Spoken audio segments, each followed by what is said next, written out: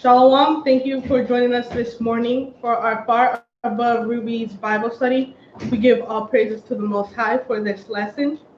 We're going to get started with our credo, Deuteronomy chapter 6, verse 4. Shema Yasharala Ahaya, Alahaya Nawa Ahaya Akkad. Hear, O Israel, the Lord our power is one power. Shema Yasharala Ahaya, Alahaya Nawa Ahaya Akkad. Hear, O Israel, the Lord our power is one power. Shema Yasharala Ahaya, Alahaya Nawa Ahaya Akkad. Hear, O Israel, the Lord our power is one power. We give all praise to the Most High for this lesson. I am Akwath Melka. I am Akwath Amina. And this morning, we're going to be teaching on the Wendy Syndrome. First, we're going to join us Thursday for our Bible study lessons at 8 p.m. Friday for our Lessons of Life lessons at 8 p.m. We're here for our Women's Bible study at 11 a.m. And then join us for our main Shabbat lesson at 1 p.m. And all times are Eastern Standard Time. So the Wendy Syndrome, that is in relation to if you read the book or saw the movie Peter Pan. And syndrome, as it relates to women. I think there was some background story on Peter Pan, who is Wendy. Okay, so in the story or the movie Peter Pan, her name is Wendy Darling. She's with her. She has. So how the story goes is that her brothers and sisters, they're in their room one night and they're going to bed, and Peter Pan comes, and what he does is they have a choice whether to go with him or not, and they end up going with him. Okay, so I'm confused because I thought the Wendy syndrome was Peter Pan's wife. They were not. There was someone in the movie named Wendy. Yes. And who was she? She was one of the. Oh, I think we're talking about the different movies. Yeah. Yeah. It's different versions of the movie. Right, but if we look at the role of the Wendy syndrome, that's the wife. Mhm. It's the wife, but it doesn't have to always be with another spouse. It does not. No, yeah. It does not. The one you're talking about is the live action one. Okay. I guess with Robin Williams. I think it is. Yeah, that's the one. Oh, well, yeah, that's the one where she's his wife. So when it comes to the Wendy syndrome, it's important that as women that we take care of ourselves, and as it where the woman is always responsible for everyone's happiness or growth. But if a woman doesn't do that for herself, if she neglects herself, then her personal growth is affected. Mm-hmm. That's what usually happens. Yeah. So with the Wendy syndrome, the need to care for your partners or your children, whoever's around you, it could even be friends. It can even be a sister with a brother. It can. Yeah. And it's this need to give that person your all, even if it's at your own expense. Even when they don't want it. Could you explain that a little more? Because the Bible does tell you to give you your all. So could you explain that a little more? Yeah, we have it. Well, I'll explain. Yeah, we have it. Well, the whole statement was give it your all, even at your own expense. Yeah. So we'll go into depth a little later on, more about that. Now today that is viewed as normal, and it has where women make the mistake of loving too much, where it causes them to lose their own self-esteem. For example, you're always running to do stuff for others, and by the time you take time to look in the mirror, you have neglected yourself. Maybe your hair is matted or you're dirty. You haven't taken that time to take care of yourself. Now, it's important that you limit this balance between taking care of yourself and taking care of your family or other people that surround you. It's okay to, adore your children and to give a lot of yourself to your family, but you can't forget about your own needs. Now, with the Wendy syndrome, we established that it's when a woman, when she gives her all and she has nothing left for herself. She's not able to, she's not taking care of herself. This type of woman, she thrives on helping others. This becomes her identity.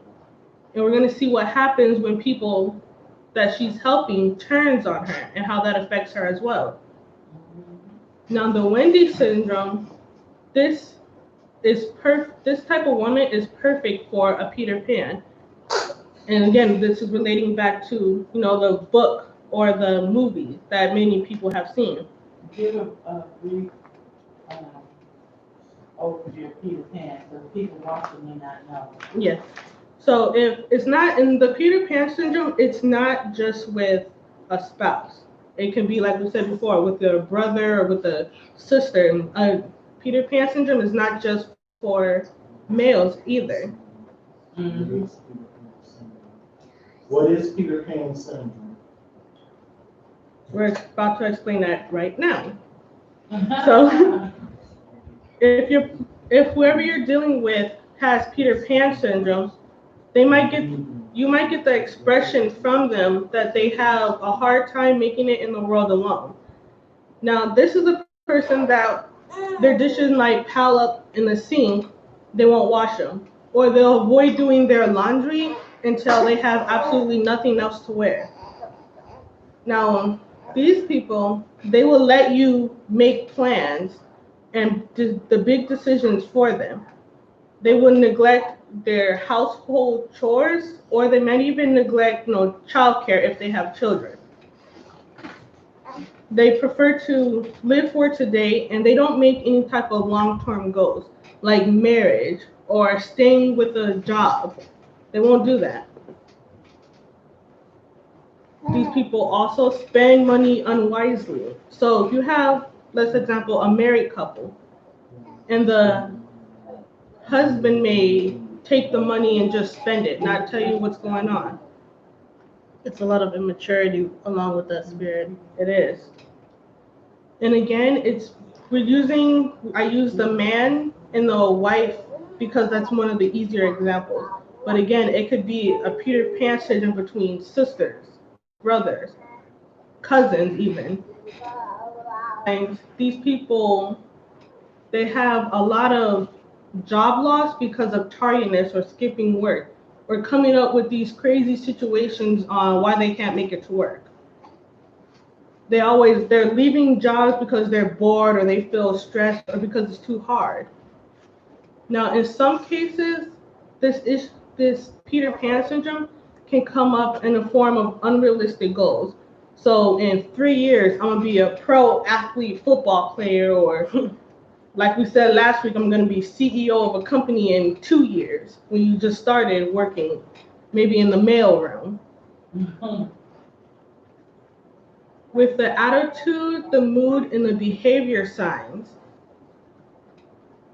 you have this general impression that this person can't get it together.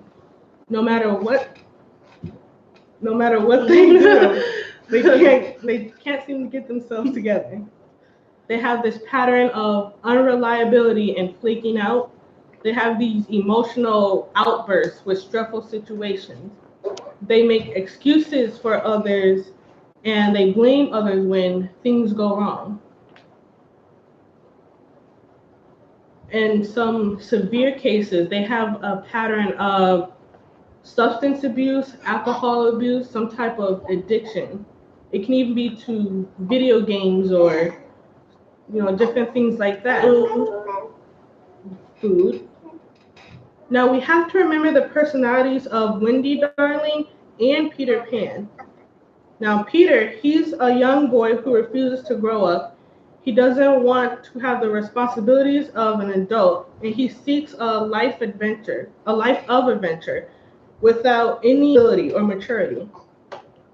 Again, the Peter Pan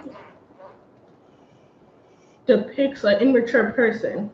Again, they're unreliable, they don't take responsibility for their life. And then that's where the Wendy will come in. Now, she is a young girl, and from day one, if you remember reading the book or the movies, she is responsible for, she cleans the house, she looks after the lost boys, and she was the one that sews Peter's shadow back in place so he doesn't lose it again. And just thinking of, you see how whacked out these children are. But yes, she is extremely a huge enabler. Yes. She gives everything for others because that would make her happy. Now, the characteristics of the Wendy syndrome, they tend to put the needs of others before their own. So let's say someone is asking you for $20 to go and get something to eat from a restaurant, but you need that $20 for your groceries, for food for your house. She will give you the $20 to make you happy. She thrives off of that. It'll make her feel good about herself. And that's kind of like what we meant earlier when we said you give everything for everyone at your own expense. With Wendy syndrome, these women tend to put needs of others above their own. And then slowly, they begin to sacrifice their own desires that are important to them. And for an example for that, let's say a woman, she wants children, but she has, and this is just a friend that's maybe across the country. She has to go and take care of that friend, so she puts off having children. Those are, extreme case. Mm-hmm. But this woman is putting off her desires for other people. And this isn't something that people are asking them to do. They're doing this freely because it makes them feel good. Now, however, it's often to become attached to someone with Peter Pan syndrome. And it's not always something that you knowingly do. It could be unknowingly. And it takes someone on the outside to show you what is going on. You can't always see it when you're directly in the situation. And again, if you think about it, this Wendy syndrome, it's a lot of emotions involved. It is. And would you say that somebody who has this Wendy syndrome also deals with some form of low self-esteem? Yes, they do. And there's more on that as well. The Wendy darling and the Wendy syndrome, because there's 3 components to it, and we're going to get each component. But the Wendy darling and the Wendy syndrome, they have a fear of being alone. So people with the Wendy syndrome, they fear 2 things: that people will stop needing them and that they will be all alone. They have this idea of not having anyone to take care of them, and that terrifies them. Now, because this is and how they demonstrate their love, this is feel valuable. This is how they feel, that they have some type of value in life.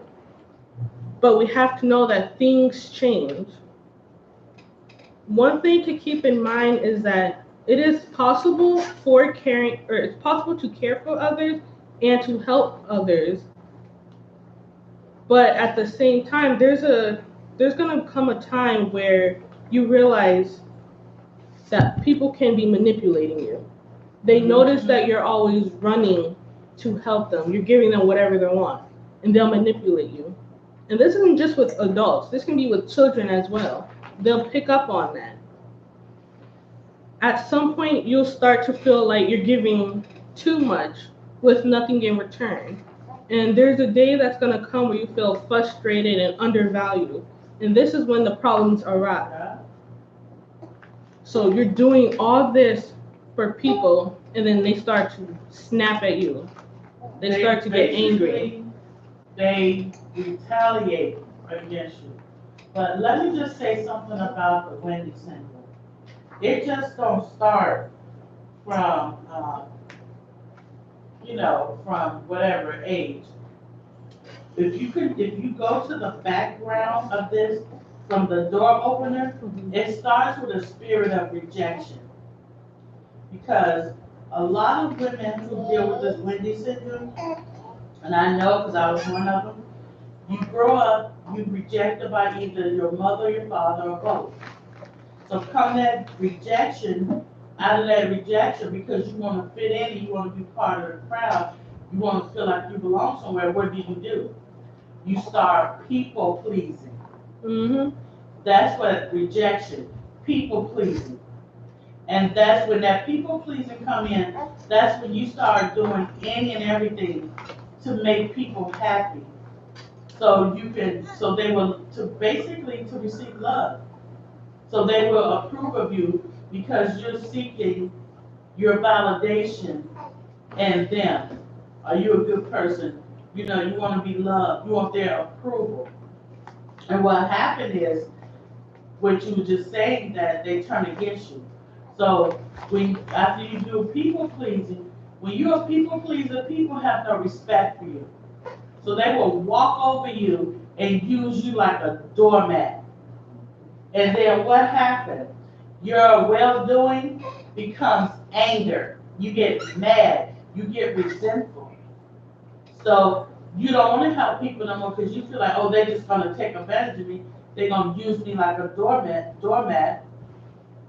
And guess what? These people have no respect for you because they see that, excuse my language, it's in the Bible, but they see that you're like a whore trying to get their attention, that they can use you any way they want to. And you're going to say, okay.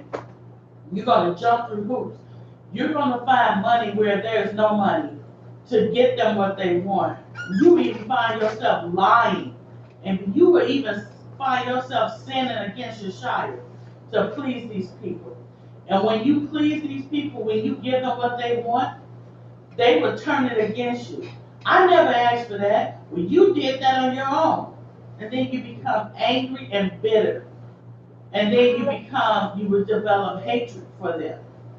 So it's not that Wendy syndrome just don't come in as if, a sister who's taking care of her brother. Because you have some sisters would do anything for their brother. Will even go in line or stand in front of the judge. They would pretend like they're retarded to get him out of a relationship. Yep. But then you have a wife who would do anything for that husband to please him. And these people, I'm going to tell you, 100% of the time, these people will start hating you. The thought of you will repulse them. They will hate you. But guess what? When they want something, they'll come and dance. Hey, you the best mom. Hey, look at my favorite sister over there. As soon as you do it, you back to being dog meat. They hate you. So why you calling me? Why you texting me? Nothing to do. But then when they want something, hey. So they use you. Yeah, they dance. We coming up for you dancing. Remember this? Remember we used to dance? Like they start remembering stuff, and that's it. Because now they on your radar. You like they trying to use me. They'll come with laughs and jokey jokes. Hey, you know what I mean? My favorite youngest sister. Your only youngest sister. What you mean? They do stuff like that. They would use you. And I'm surprised we get no comments on the chat, because I know if you are a wife, if you are a mother, most definitely you have experiences. 100%. Somebody you have been a Wendy to somebody, somewhere. And like Amina was saying, it plays on your emotions. Yes. Emotional illness.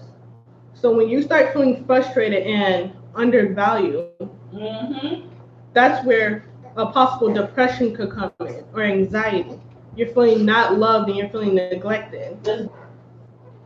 Now, this doesn't mean to stop caring for others or stop, asking your loved ones if they're okay, or friends if they're okay. But you have to, again, have that balance. Boundaries is what I was just gonna say that.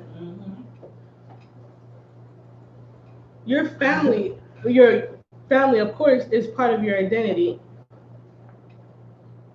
And when there's some type of Wendy, there's going to be a Peter Pan, and then there's going to be a Tinkerbell. There you go. Now we're going to get more on the Tinkerbell, but what we want to do is we're going to look at the relationship between a Wendy and a Peter Pan. Now, the Wendy Syndrome is described as a woman who acts like a mother to a husband. Well, I don't want to say children because they are a mother to the children, but they're, an enabling mother. Again, with friends, family, it could even be co-workers. And a lot of the time when you have like a girl group, and then you'll always point out that one person and you're like, well, they're the mother of the group. They don't let me do this. They don't let me do that. I remember when I was in elementary school, and it was a group of friends, and it was this one girl that everybody would say she's like the mother. She would try and keep people in check, or she would bring different foods or snacks for them. She would cover for them. Are you talking about yourself? No. I knew this one girl. No, it's not me. Now, the Wendy is the woman behind the Peter Pan. She's the one that does the thing that the Peter Pan doesn't want to do in order for him or her to survive. Like in the movie, Sow His Shadow. Kind of sense. Now, she's the one that's making every decision, and she's taking on all. Yes. Is there any relation with this Wendy spirit to the Jezebel spirit? No. It's the Jezebel spirit is, tearing down and everything. What the Wendy is, she's bossy. The Wendy is caring too much, where she's neglecting herself. She's destroying herself. Jezebel takes down other people. But Jezebel does not recognize authority. Yeah. She goes against authority. Totally different spirit. Wendy is more submissive. Correct? So with the Wendy making every one of Peter Pan's decision, she also justifies him being unreliable. She's justifying why he can't do the things that he, is supposed to do, and why she has to take over. She's the overprotective mother type. So it's like she's not holding him responsible. She's taking responsibility for his screw-ups. Now, both. Let's just go a bit further. He end up hating her. There's always, you have to add that, because that happens 100% of the time. She's always trying to help him, but you can overhelp somebody to the point where they start hating you. So if a wife is always there trying to take care of her husband, she's a people pleaser, pleasing him, not holding him accountable for his actions. She's stepping in. This man will start to hate his wife. I can't do nothing. But this Peter Pan is using that as an excuse, because guess what? He don't want to do nothing. So he put it on the wife. He don't want to do it. Now, both of the Peter Pan and the Wendy, they don't acknowledge that they have a problem. They may be aware of it, something with their interactions may feel off, but they won't admit or acknowledge that it's a legit problem. And again, like we have said before, it may take someone on the outside looking in to identify, to sit them down and say, I see what's going on and something's wrong. The Wendy Syndrome is all about women who are dependent upon their spouses or family, whoever this is. They make whoever has a Peter Pan in their life, they make them feel or they're treating them as immature children. Women have stated, some women state that I feel like I have 3 children instead of 2 because I have my husband as well. So I don't know if anyone has ever heard it where women are saying they feel like they have 3 children because of their husband. So Wendy, she attempts to take control of situations, and this is where this inappropriate mothering comes about. For example, if you have, and this isn't just with children, but example, if a child takes something, let's say they take a cookie, they're not supposed to have it, they just go on the counter and take it. Instead of you correcting them, putting the cookie back, saying, no, you can't have it, you let them have it. And you just ask next time instead of having that discipline. This woman is, like we said before, she's insecure, and she can't handle anger when it's someone coming against her. Now, because she has taken on this maternal role for her husband, for her, friends, family, co-workers, whoever it is, she has a sense of rejection and abandonment. And it's like when you have a baby. You know your baby isn't going to push you away. It needs you to take care of it. So that's why the Wendy hangs on to this Peter Pan. She knows that they're going to be immature. She knows it's a definite someone she's able to take care of. She's able to be over. And they're not going to reject her because they need her help. Exactly. That's where she go wrong. Mm-hmm. So we have here, it's a psychologist. And he's saying, I have a quote from here, for the Wendy system, or the Wendy Syndrome. I have it right here. So the psychologist, his name is Dr. Kiley, and he is saying she must suffer to some degree from a fear of rejection, a negative self-image through an inner voice of inferiority, and become so dedicated to her social image that she fails to examine her true personal life. So this a negative self-image through an inner voice of inferiority. So you're looking in the mirror, you're saying, I'm ugly, or I'm fat, or I can't do this right. That's that inner voice. That's you saying that to yourself. Someone hasn't came up to you like, hey, you're fat, or, they haven't came up to you and said that. Again, they become so dedicated to her social image that she fails to examine her true personal life.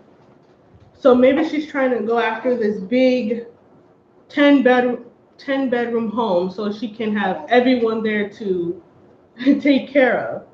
When in all reality, she's not able to afford that. She's trying to keep up this social image that she can help everyone when she can't. With symptoms of this Wendy syndrome, they lack a self-identity. They don't know who they are. They're not in touch with their likes and dislikes. So if you ask someone, do you like ice cream? They say, I don't know. These simple questions, they're not able to tell you whether they like it or not. They don't know what they want. They base their security on the approval of others. Again, you're giving somebody what they want. They're approving of you doing that. So you feel happy, you're joyful. Now, there are behaviors, and this is something that I've learned that was new. There are behaviors of women, and it's called the Wendy Trap. So this woman, she denies the problem exists. She tends to start believing that the Peter Pan can't live without her. And the truth is, the Peter Pan it's not that they're unable to have responsibilities, it's that they're unwilling. Right. They don't want I said it, they didn't want to do it. They are very possessive. And this occurs when the Wendy starts feeling dependent upon that Peter Pan. She feels that she can't survive emotionally or financially without them. And that's in a marriage. There's also complaining that what you do isn't enough or that you're ungrateful. Another one, guilt. When guilt comes about, it is very easy to get somebody with the Wendy syndrome. It's easy to make them do what you want when you guilt trip them. Another one, the Wendy syndrome. They put that huge responsibilities on herself. So now that we established what the Peter Pan syndrome is and what the Wendy syndrome is, and the relationship between the Peter Pan and the Wendy, we're going to talk about the Tinkerbell. And the Tinkerbell is relations mostly to Peter Pan, but she's the one that is against the Wendy. Now, Tinkerbell, she is this tiny fairy that she's seen to be very beautiful. She has this bell-like voice, but she also has a sharp tongue, meaning she speaks harsh to others. And a lot of things she say can come off as insulting. So you have where it's portrayed as she's this nice fairy and she's loving, but if you notice, when she gets mad, she turns red. Now, with Tinkerbell, she fixes kitchenware and she loves Peter, but she loves Peter with this intense jealousy when it comes to other women. She despises any girl that lays claim on Peter, especially the Wendy, and that's when she can become violent. So you see how you have the Wendy who needs the Peter Pan to make herself feel better, the Peter Pan that doesn't want to grow up, and it's not because they can't, they just don't want to do it. And then you have the Tinkerbell, which loves the Peter Pan. The Tinkerbell will think it's okay to keep the Peter Pan in his state. They're like partners in crime. Yeah, exactly. So she is in agreement. Yes. So whatever, if you think about the movie with Robert Williams, when he went off to whatever land he went to as Peter, what did Tinkerbell do? She helped him fight against people. They was in mischief, like all that. So she don't want to grow up as well. You know? You'll see it a lot with, you have a husband and wife, and you may have a sister of the husband. And you have it where the husband's the Peter Pan and the wife is the Wendy, but then you have the sister that's the Tinkerbell that will fight against the wife. You know, the Wendy. Yes, the Wendy. And you see that a lot. I saw in Peter Pan where the wife and Tinkerbell ever came together and got along. It was in two different worlds. So the husband can be foolish and don't have to grow up with Tinkerbell. And then with Wendy, he knows he has to grow up. He knows he has to take responsibility, but he refuses to do it. So the wife started to enable him, overcompensate. She started doing everything, not holding him accountable. And that's when they say, I hate my wife, I don't want to be married anymore. Because they don't want to do it, they don't want to grow up.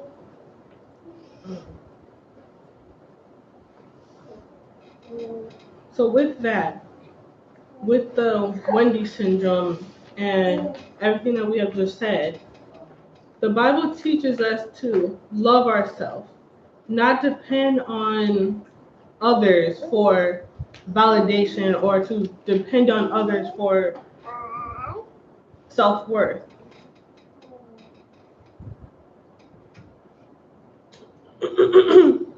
Shamaria says, Shalom, can a person be a Wendy if they overdo things for parents to avoid them fighting and arguing to keep peace, or is that just someone not minding their own business and not staying in their own lane? Okay. No, that could be Wendy. Because what is she doing? She's Diffusing the situation. Yeah. people pleasing. Yeah. Could you explain that? Because that don't make sense to me. Because the Wendy syndrome is not just for spouses. It can go for parents, friends, and Right, I things understand like that that too. point, but you said that if a person is diffusing a situation, that's a Wendy. I don't understand. No. that. She said if they overdo things for parents to avoid them from fighting and arguing. People pleasing. She said overdo things. Like, Yeah. Okay. So we're going to get Mark chapter 12 verse 31. Mark chapter 12 verse 31. And the second is like, namely this, thou shalt love thy neighbor as thyself. There is none other commandment greater than these. So if you're a Wendy, you neglect yourself. You put the needs and wants of others before you. And that causes a spirit of depression and of anger. Again, when they start to reject you, they start coming against you. And 100% of the time, eventually, they're going to.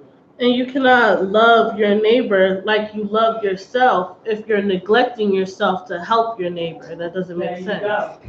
There you go. We're going to get Psalms chapter 139. And we're going to read verses 13 through 15. So Psalms chapter 139, verse 13 through 15. You said verse 13? Mm-hmm. Verses 13 through 15. Psalms chapter 139, verse 13. For thou hast possessed my reins. Thou hast covered me in my mother's womb. I will praise thee, for I am fearfully and wonderfully made. Marvelous are thy works, and that my soul knoweth right well. My substance was not hid from thee, when I was made in secret and curiously wrought in the lowest parts of the earth. The scripture says that we are fearfully and wonderfully made. The Wendy syndrome can become really dangerous because you begin to question your self-worth. It leads to depression, anxiety. And you may not think it, but the Wendy syndrome can, in extreme cases, can lead to suicide. Because you're not having that self-worth. You're feeling depressed, anxiety, you can't take it anymore. You're going out of your way to help others so much that becomes your only goal. And once you can't fulfill that goal, you have feelings of, well, why am I even here? I have no goal on this earth anymore. And that can definitely lead to suicide. I didn't mean to finish up that. Yeah. You feel unappreciated. Now, they may argue with you to make you angry. They may say mean and hurtful things to you. And that causes purposely. And it causes you to shut down because you were once feeding off that motherly feeling of being needed. But that's being broken down now and it's becoming a toxic relationship. And get Jeremiah chapter 9, verse 11. You know, one of the things with that Peter syndrome is that if his wife or someone is trying to have a serious conversation with him, he'll turn it around and be like, well, Say you're talking about bills. We need to get these bills paid. You need to go to work and you need to work your full 80 hours. Because we can't pay the bills, you only working 45, 50 hours. I need you to be at work the full 80 so we can pay all the bills. So look at you, why are you looking fat? Want you up in the job. They're turning around on you instead of dealing with the issue at hand. So that's a lot of times when you have a wife who approaches her husband with serious things, he will say, what about you? I remember when you did this. Avoidance. We have another question. Shamari says, so at what point does it become a Wendy and self-neglect when a person is just ripping and running all day, not like they're going out of their way, but just say today things, and at the end of the day, when they have time for their self, they just don't because of exhaustion, but that happens constantly. That's You need to different. organize, prioritize and Yeah. organize. Yeah, You can't do everything at one time. you gotta get a schedule. You gotta have a schedule. Yeah, with that, you're not doing something for someone to make them happier, to make yourself feel good. You just have to be organized. You need a schedule. Jeremiah chapter 29, verse 11. Jeremiah chapter 29, verse 11. For I know the thoughts that I think toward you, saith the Lord, thoughts of peace. And he doesn't think evil about us. And he won't let us down. With the Wendy syndrome, you're going to be let down. You're going to be disappointed with whoever that Peter Pan is. And this person, this Peter Pan, will turn on you at some point. Most definitely, 100%. And if it's someone close to you, whether it's a spouse or a brother, whoever it is, that can cause you to leave Yeshaya if you're not careful. Ephesians chapter 4, verse 23. Ephesians chapter 4, verse 23. And be renewed in the spirit of your mind. After realizing that you identify with the Wendy syndrome, you'll have to have a mindset change, a different way of thinking. You can't always please people. You're not going to be able to do everything for everyone. The Peter Pans that are in your life will need to grow up and not rely on everything for you. Yeah. And as having that Wendy syndrome, you have to allow them to grow up, to make mistakes, to learn from those mistakes. Stay in your lane. Now, if there's a Wendy and a Tinkerbell situation, you have to find some type of way to repair that relationship, especially if it's with a husband, a wife, and then the sister of that husband.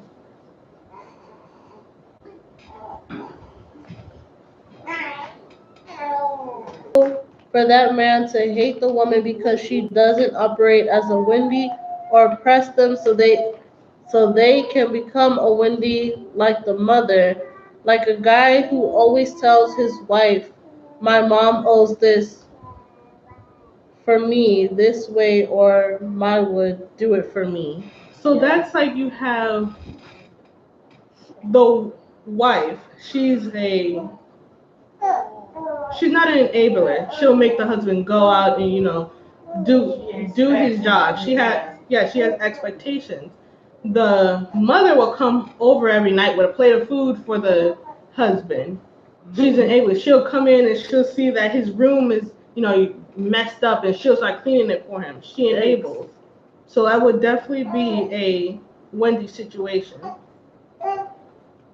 And again, it is possible for that husband to start hating his wife because he's not like his mother. She's not enabling him. She's making him step out of that comfort zone, and he doesn't like it. Wendy syndrome is not always, it's not going to always be a straight deliverance, because you have to have that healing of the relationships with the Tinkerbells. Yeah, you have to have boundaries. So you have to change how you live. Mm-hmm. That Wendy must have self-control. She cannot be an enabler. She can't keep running in. She can't be she's not the savior. But she's doing it begrudgingly. She gotta let a man be a man.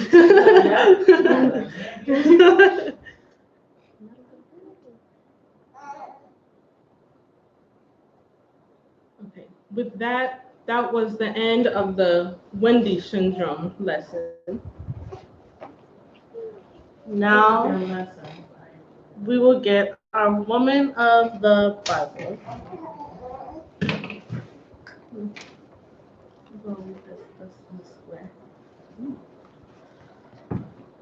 So we're going to talk about Anna, chapter 2, verse 36 through 40. Luke chapter 2, verse 36. And there was one Anna, a prophetess, the daughter of Phanuel of the tribe of Asher.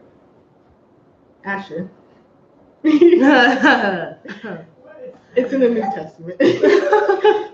She was of a great age and had lived with an husband 7 years from her virginity. Verse 37. And she was a widow of about 4 years, which departed not from the temple, but served the Most High with fastings and prayers, night and day. Verse 38. And she, coming in that instant, gave thanks likewise unto the Lord, and spake of him to all them that looked for redemption in Jerusalem. And when they had performed all things according to the law of the Lord, they returned into Galilee to their own city Nazareth. Verse 40. And the child grew and waxed strong in spirit, filled with wisdom, and the grace of the Most High was upon him. So Anna is widowed only 7 years after being married. She was a devout woman, and she dedicates her life to the Most High. And she spends as much time with the Most High in the temple, fasting, praying, and worshiping him. She's 84 years old when Mary and Joseph conceived with Yeshua. She recognizes him as the Savior. The Savior that the people have been expecting for centuries. She thanks the Most High. After a lifetime of devotion to the Most High, she receives that reward of being able to see the Messiah. So, how many other people likewise were as devout, but they never got to see him? Our ending question for everyone to think about is going to be, the Most High calls us to focus on him, but we may not receive any reward for our loyalty during our lifetime. Will we be faithful anyways?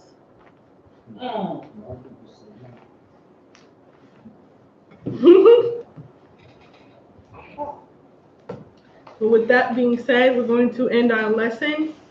Join us for our main Shabbat lesson at 1 p.m. If you have enjoyed this teaching and have found it educational, please like, share, and subscribe.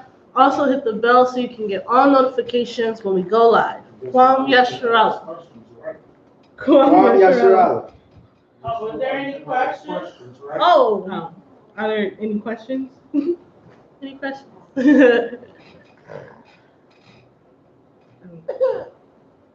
No? Okay. All right. There's no question. Kwam Yasharala. Kwam Yasharala. Yasharala.